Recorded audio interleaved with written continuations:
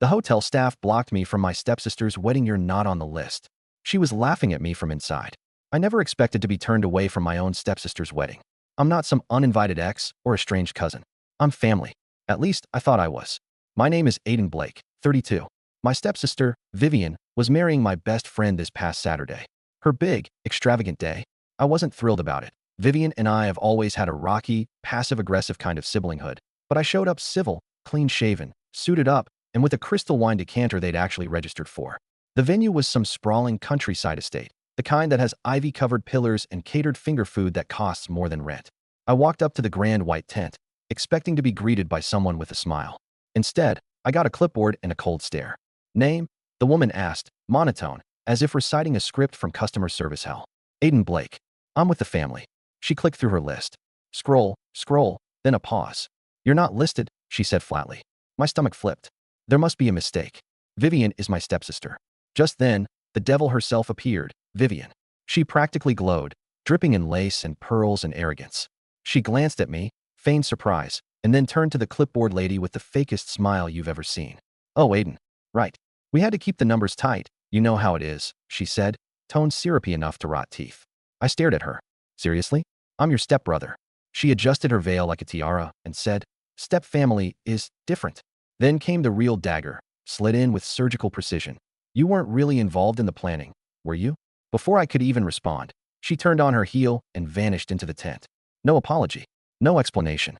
Just that smirk. The clipboard lady gave me a pitying shrug and returned to her iPad. I stood there for a long moment, heat crawling up my neck. Humiliation curdled into something colder, fury. But I didn't shout, didn't storm the venue. I just pulled out my phone and called Julian, the groom, my best friend since we were 5 years old. Julian. Hey, bit of a situation, he sounded distracted. What's up? I'm at the entrance. They're saying I'm not on the list. A pause, then a crack of anger in his voice. What? I heard footsteps and rustling, and then, hold on. I'll be right there.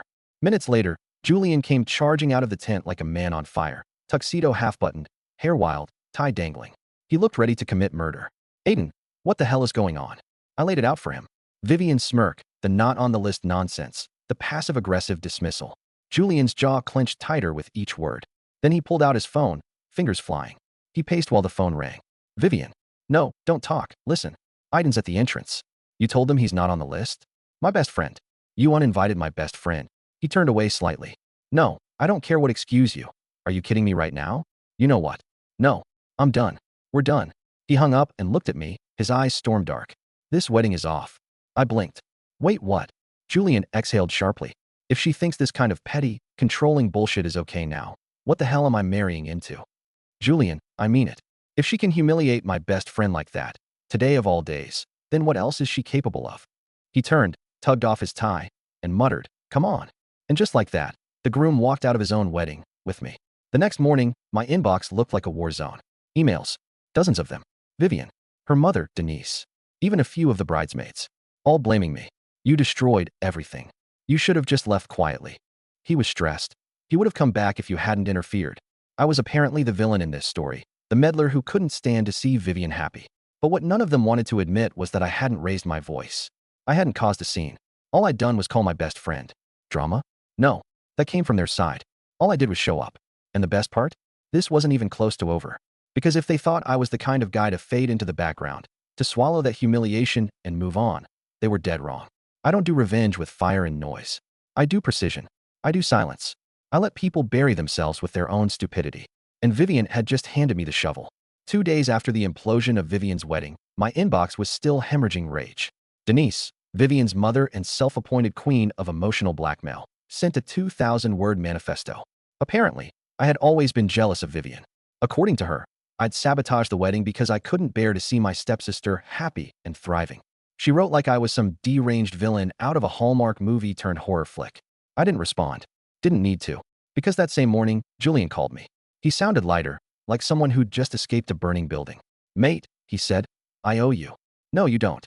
I do. You saved me. Then he told me the truth. The kind of truth that makes your blood go cold and hot all at once. Apparently, Vivian had been playing puppet master long before the wedding.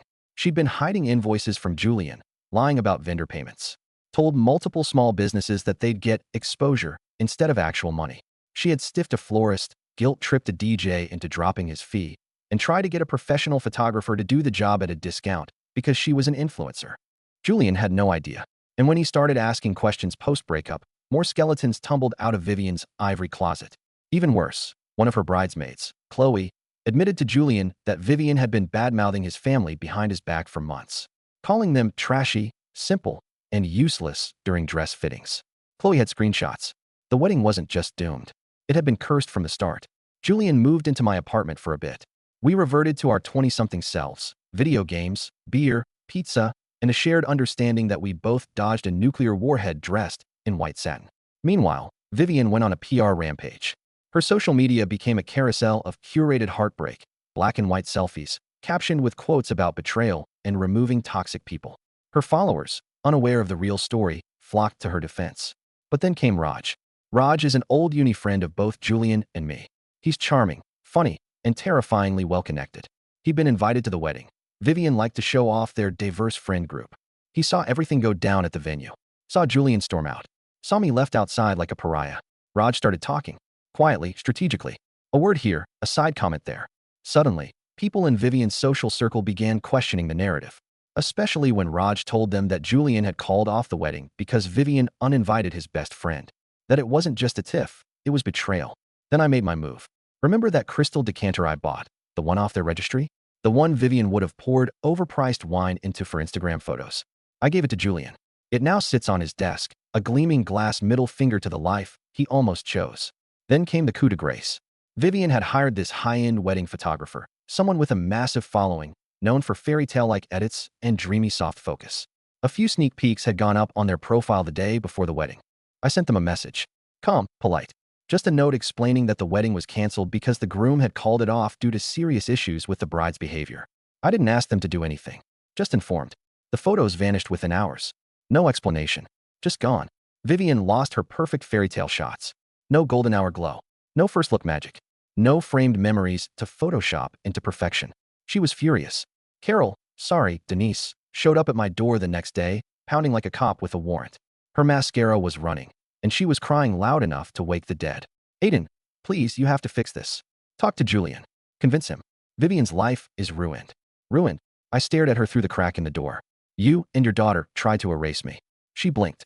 We were protecting the aesthetic. The words hit like a slap. I exhaled. He's not coming back.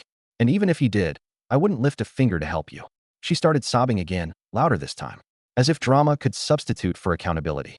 I closed the door. Slowly. Firmly. Vivian's meltdown moved to social media. She posted a cryptic message about betrayal from within the family. A few loyal followers clutched their pearls and left heart emojis. But the comments were shifting. People were asking questions. Real questions. One asked why Julian left. Another mentioned Raj. A third straight up asked if it was true she had uninvited family. Vivian didn't respond. Her silence said everything. Julian, meanwhile, started therapy. Said he needed to untangle how he'd let Vivian's manipulation slide for so long. How he'd convinced himself that controlling behavior was just passion. His therapist told him that sometimes walking away isn't giving up, it's survival. He also started seeing his family again. Had dinner with his dad for the first time in months. They laughed. They talked. They cried a little. Last week, Julian and I were out at a pub when he leaned over his beer and said, honestly, I think she wanted a wedding, not a marriage. I nodded. That's all it ever was. A performance. And the curtain had dropped. 1 month after the wedding that wasn't. The dust had mostly settled. And by settled, I mean it formed a crater around Vivian and Denise's reputations, leaving nothing but scorched earth and passive-aggressive Instagram stories in its wake. The venue followed through with its lawsuit. Turns out, when you cancel a wedding and try to stiff every vendor with promises of future exposure, legal teams don't respond well to influencer tantrums. Vivian had to cough up thousands, money she didn't have. Denise tried to intervene, threatening everyone from the venue manager to their receptionist, declaring they were emotionally exploiting a young woman in mourning. Nobody bought it. The contract had Vivian's name on it in ink. Her tears didn't change a thing. Meanwhile, the wedding photographer, the one Vivian had begged for months and paid a hefty deposit to, posted a now viral Instagram story. A black background, simple white text. Treat everyone with respect, especially those you think you don't need. No names, no hashtags, but the timing was exquisite. Everyone who'd followed the saga knew exactly what it meant. Photographers began turning her down flat.